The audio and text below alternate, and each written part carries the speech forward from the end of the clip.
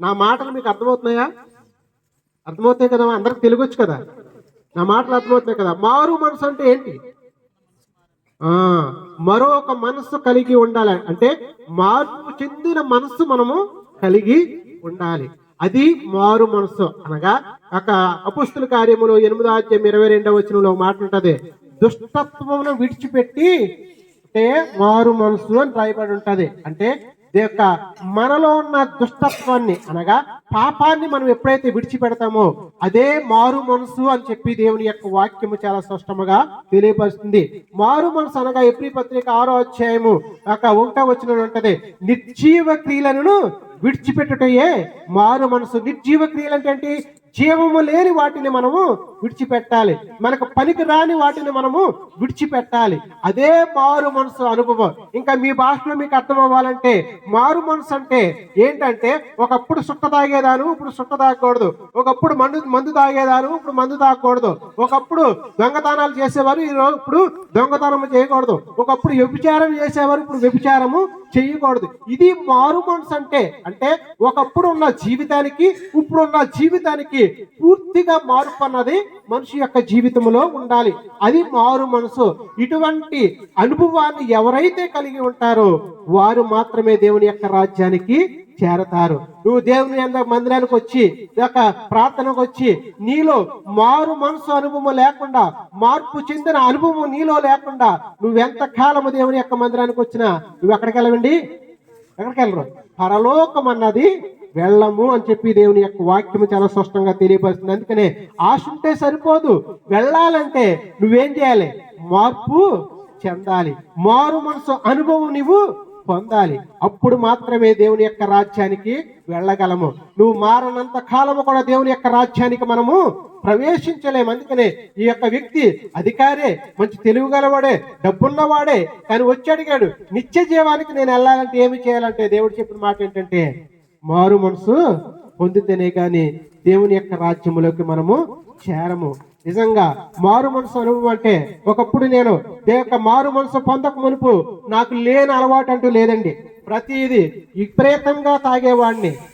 రోజుకి 20-30 అప్పుడు నేను మందు తాగే కాలంలో అప్పుడు మానిచ్చిందని హాన్పరాక్ అని ఉండేదండి. రోజుకి 20-30 ప్యాకెట్లు వేసుకునేవాడిని. తాగి ఎక్కడ పడితే అక్కడ పడిపోయేవాడిని. చాలా భయంకరమైన జీవితాన్ని నేను జీవించేవాడిని. నాకు ఈ అలవాటు ఉంది, ఈ అలవాటు లేదన్నది నా యొక్క జీవితంలో లేదు. ఎందుకంటే నా ఒక అలవాట్లకి మా ఇంటిలో ఉన్న తల్లిదండ్రులు, మా బంధువులు ఏమనుకునేవారు తెలుసా? వీడెప్పుడు చస్తాడరా అని ఎదురు చూసేవారు. వీడు చస్తే మన పంపక దరిద్రం పోతురా అన్నట్టుగా ఉండేవారు. నాకు లేని అలవాటు అంటూ లేదు, అంత భయంకరంగా నేను జీవించేవాడిని. కానీ ఒకరోజు ఇలాగే దేవుని యొక్క మీటింగ్ జరుగుతున్నప్పుడు వెళ్తున్నప్పుడు దేవుని యొక్క మాటలు విన్నప్పుడు నేను ఒప్పింపబడి పశ్చాత్తాపడి మారు మనసు పొందిన తర్వాత ఆనాటి నుంచి ఈనాటి వరకు నేను సినిమా చూడటం తెలియదు, సిగరెట్ తాగడం తెలియదు, చుట్టాలు వేసుకోవడం తెలియదు, అలాగే మందు తాగడం తెలియదు, వ్యభిచారం చేయటం తెలియదు.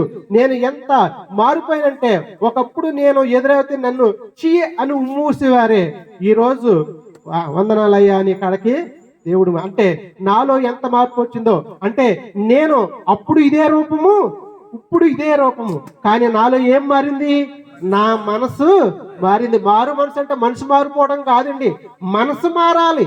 మనసు మారాలి, నీ అలవాట్లు మారాలి, నీ చూపులు మారాలి, నీ నడకన మారాలి, నీ ప్రవర్తన మారాలి. అది మారు మనసు యొక్క అనుభవం. అది లేకుండా ఎవరు కూడా దేవుని యొక్క రాజ్యానికి చేరలేరు. అందుకనే మీరు అనుకోవచ్చు ఇలాగ ఎవరు జీవిస్తారండి? చెప్పడానికైతే చెప్తున్నారు. అందుకనే మానవునికి ఒక నైజం ఉంటుంది, ఎవరికైనా ఏదైనా చెప్పామనుకోండి మీరు చేయండి ఆ తర్వాత మేము చేస్తామంటారు. ప్రభువైన యేసుక్రీస్తు వారు ఈ లోకమునికి వచ్చిన ఉద్దేశం ఏంటో తెలిసింది, ఇలాగా జీవించాలి, ఇలా జీవించొచ్చని మనకు ఒక మాదిరిని చూపించడానికే ప్రభువైన యేసుక్రీస్తు వారు ఈ లోకమునకు వచ్చాడు. ఆయన యొక్క పాపిష్ట లోకములోనే జన్మించాడు, పాపుల మధ్య జీవించాడు, కానీ పాపము లేనివాడుగా, పాపం అంటనవాడుగా ఆయన ఈ లోకములైనా జీవించాడు. మనందరికి ఏం చేశాడండి? మాదిరి చూపించాడు. అందుకని 1 పేతురు పత్రిక 2:24 ఉంటది, తన అడుగు జాడల్లో మనం నడుచుకోవాలని అని మనకి ఏం చేశాడంటండి?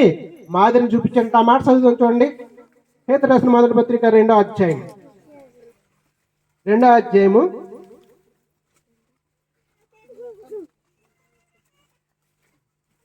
21వ వచనం చదువుదాం చూడండి.